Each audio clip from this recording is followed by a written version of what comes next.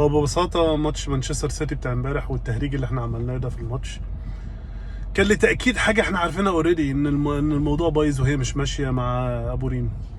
ابو ريم بقاله 31 ماتش جايب 31 نقطة، يعني بغض النظر عن الفرق الهابطة من ساعة ما هو جه، هو الأخير على الدوري. جات له مليون فرصة ان هو يثبت نفسه او حتى يورينا أمارة زي ان هي قدام توتنهام.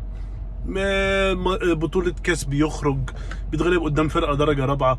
وبعدين بصراحة فكرة ان انا ببني دي وعلى طول بتتشكى، وعلى طول بتتشكى من اللعيبة، وعلى طول بتتشكى من الإدارة.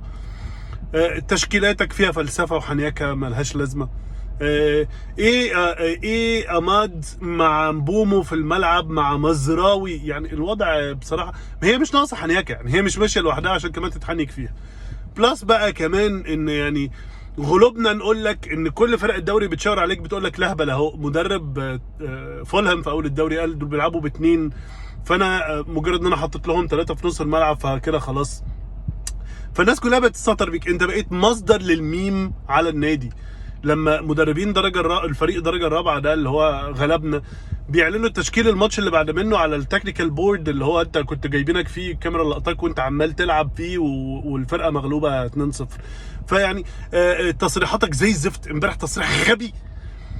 لو عايزين يغيروا انا مش هتغير، ولو عايزين غيروا المدرب هنغيرك عادي يعني. انت كده بتقول يعني ايه غيروني على طول داون على طول مدلدل كده. لعيبتك لما تبص لك تفتكر ايه يعني؟ ولا هيتحمسوا ولا هيبقوا موتيفيتد ولا هيبقوا انسبايرد بيك ولا اي حاجه. لا الموضوع مقرف، اتكل على الله بقى.